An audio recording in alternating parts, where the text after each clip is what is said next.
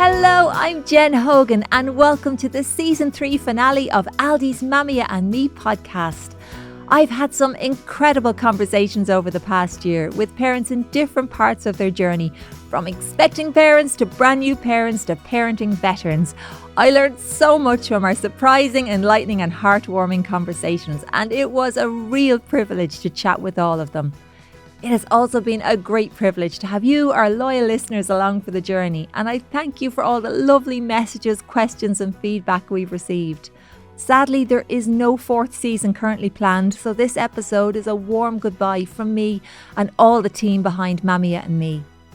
To wrap up the series, we'll take a look back at some of the best moments from the last year. But don't forget, you can go back and listen to any of our previous guests from all 3 seasons whenever you like. Louise Cooney was a fitting first guest for this season. She has had a beautiful baby boy now, but when I chatted to her last year, she was expecting her first child and was excited to share her hopes and expectations of becoming a mum. I can't picture what life will be like. I try, but I don't think I'm going to get the image right in my head until it happens, you know? Yeah. And me and Mark talk about it, and we're both so excited and we're both aware that it's going to be hard, and I think we're just going to have to take it as it comes. And I know it will be more amazing than it will be hard, and people give me a lot of reassurance in that. But I just don't know. It's like, how can you even imagine? You know, I'm the first one in my family to have kids, bar my parents, obviously. So and same with Mark, first grandchild on both sides. Yeah. So it's not something that's really very familiar to either of us right now. So it's really exciting. You were saying there that you share a lot online, and you mentioned when you did your pregnancy announcement online, which was gorgeous. I watched that; it was really lovely. But what stage did you decide to share? So we started telling people when I was about 8 weeks, after we had an early scan, and then we said, okay, it's time to let our parents in on what's coming down the tracks, you know. And then we kind of told our other, brothers and sisters as we saw them, and it's so nice. It's such a nice part, because the first trimester is really hard. Yeah. Especially when it's your first time, you're very alone, your life has changed, you're really tired, you're going through all these symptoms and you can't tell anyone. So it was really nice. There was a really nice part of the first trimester to let people in and share the excitement. So we started at about 8 weeks, and then I shared the news online. I was 16 weeks then. Right. So it was about 4 months. I just felt right at that point. I told kind of my close friends, and it's exciting. You want to share the news. I was looking forward to sharing that journey with people as well. Deciding when to tell family and friends you're expecting is a very personal decision for every parent. But it was really interesting to hear Louise talk about when she decided to share the news with her followers. As a public figure whose brand is all about her life and experiences, Louise and I discussed the impact becoming a parent would have on what she decided to share and what she might keep for her and her family.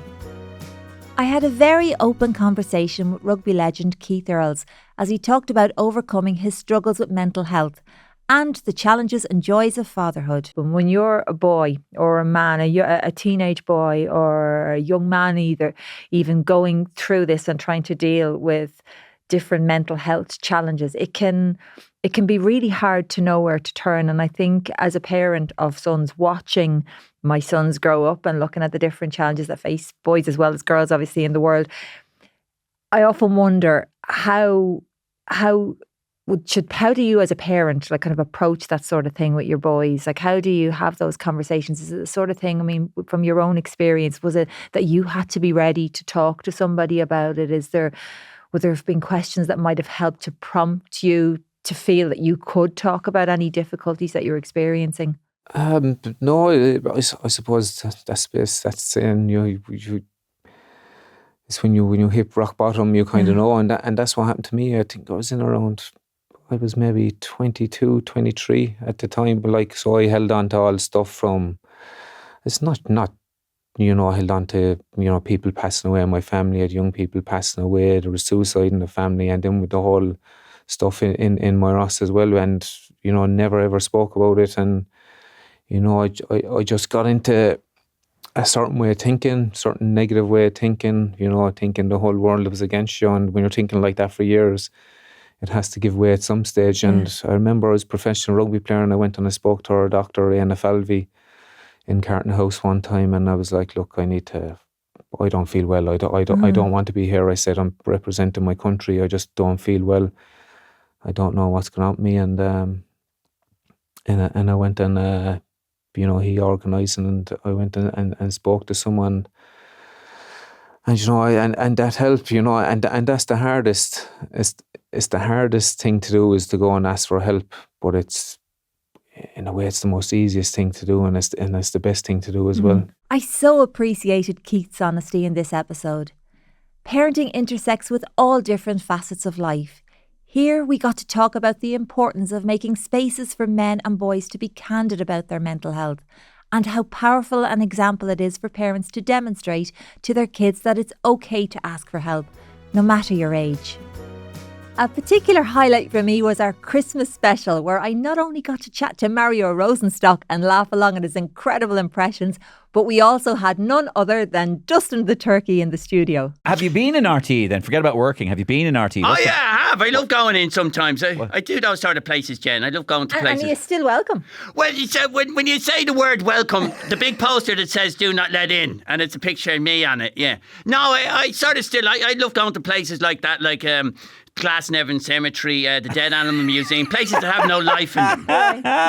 Like so. Come here. How's the young turkeys?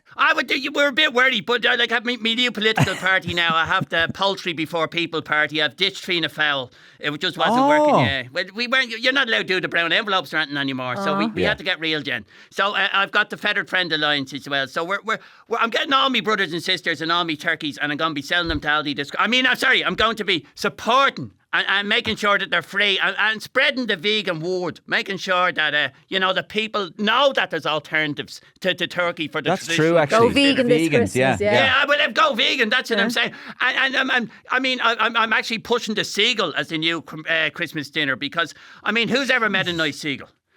Jen, yourself, and you're sitting out in Dollymount Strand and you're having your bag of chips, and he swoops in and grabs you. Turkeys never do that. They don't. No turkey has ever robbed my chips. Yeah. So what would you? Can you cook a seagull? Like, Oh, you can. Yeah. Well, it might go away. Air fryers. That's why God invented air fryers. Air fryers. The jewel drawers. You stick 2 seagulls in. They're done in 15 minutes.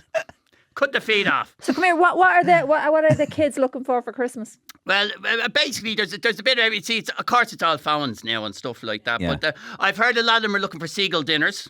How many kids is there now that you have? What? That's how many kids? I don't look. As I always say, I'm happy collecting the child allowance, but not the responsibility. Mario, Dustin, and I had the crack recording this one. Dustin really kept Mario and me on our feet with his bird puns and his anti-seagull stance. It wasn't all studio interviews either. We were out on the road too, recording live at Electric Picnic. I had a great chat with Una Healy about her high-flying music career and the everyday realities of being a mum. I kind of missed being pregnant. Yeah. Did you get that? I loved being pregnant, so much so, both pregnancies. I was actually in the Saturdays performing, doing 2 massive tours. The timing wasn't probably great, but it was for me because I loved it, because I love being pregnant. I was like, I can do everything while I'm pregnant. I can even go on tour with the girls, and I did. Like, I was literally costume changes out on stage I think it was 4 or 5 months pregnant and 6 months pregnant. Yeah, and 4 or 5, 6 months. Like, that must have been you're tired and you. Yeah, see, I didn't. Sickness. I was in the second trimester, okay. So I was actually had that burst of energy, and I was like, so all the rehearsals and my, obstetrician told me that, because I was very fit and healthy leading up to it, he just like, maintain your fitness, but keep it moderate. Don't let your heart rate get up too high.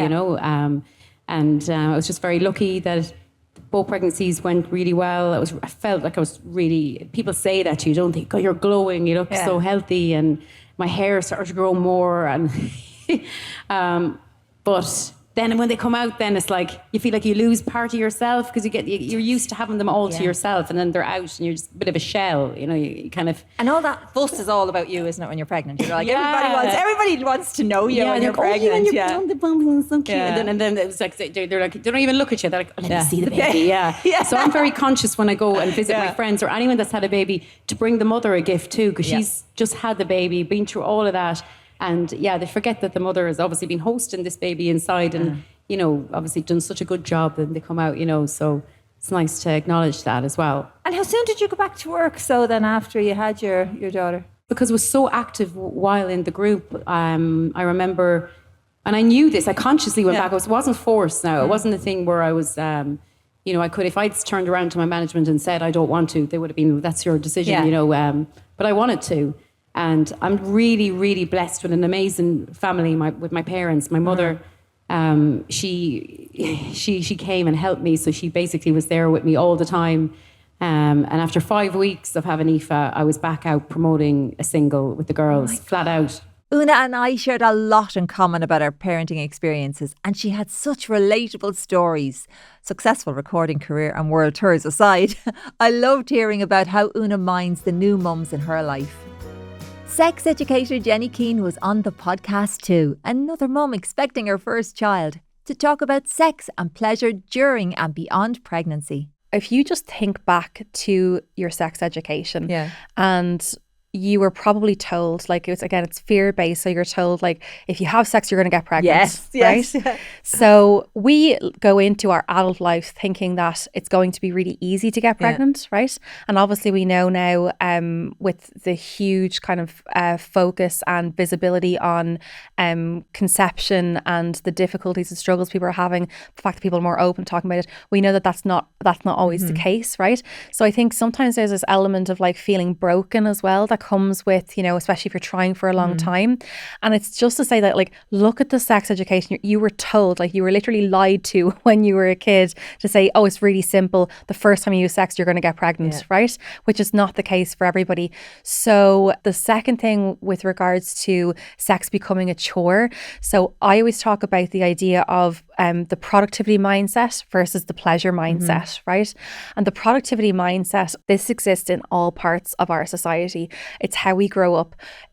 And really culture promotes the productivity mindset because it says to us that we're only valuable when we're producing something. So we think about work, right? Yeah. And then we have this kind of achievement addiction on top of that. So we have to go to the next step on the ladder. We have to continually be producing in order to be valuable. And this mindset leaks into our sex lives as well, right? So where we're only valuable when we're producing an orgasm, for example, right? So think of the amount of people who fake having an orgasm because they don't want to feel like they're less than or that there's something wrong with them, or the amount of pressure that's put on having an orgasm in a sexual encounter, right? Because if you're not producing an orgasm, it means there's something wrong with you or you're not quite good enough, right? Or there's, you're not quite good enough. The other thing of that, the other part of sex in that is also producing a baby, right? So again, if that's not happening for us right away, if we're struggling with this, if we're needing to have extra support and help, then again, it's this idea that you're not valuable, there's this like a feeling again of not being good enough. Jenny highlighted how outdated sex education can really do a disservice to partners who are looking to get pregnant. This episode was just another example of how, through the lens of parenting, we were able to explore a whole host of other important issues. And not to forget my trip to Kerry to sit down in the most famous kitchen in Ireland and chat to Thaig and Derry Fleming just a few weeks after the arrival of Thaig's baby girl. And I now realise like how fast that they grow up. Like, It does go so fast. And it goes like, I still feel like 30 inside. Like, do you know what I mean? Sometimes the body, the mind's willing, but the body's not able, as they say. Like, as you can see by the TikTok videos, he and struggles. All I'm thinking of is flamingos. He struggles big time now. Struggling, But like that, and it's like, life goes by so fast. But what's important, I think, like, is, never stop having fun. You grow old and like always laugh, have fun. And when you're having fun, like you're not growing old. That's the way I look at it. Like you're not too old to laugh. Like just thinking what Ray is going to make of Grandad as she grows up and sees Grandad and how much fun Grandad has, because you are you're just always so caught in the middle of all the videos and just part of the crying and like amusing all of us as well.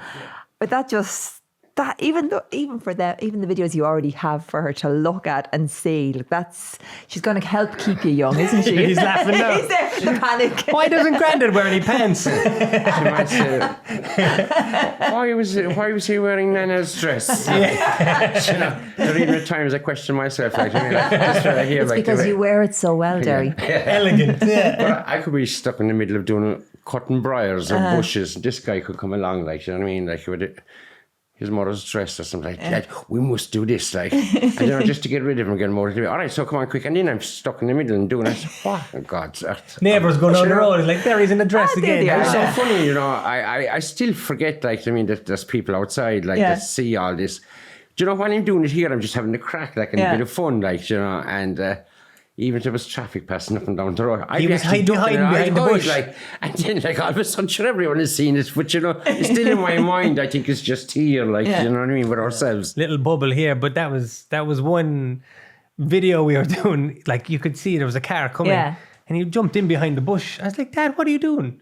People are going to see, a couple 100,000 people are going to see this online. It's like, oh yeah. I loved hearing about how Derry keeps himself young, and I think we probably correctly anticipated some of the questions his new granddaughter might have.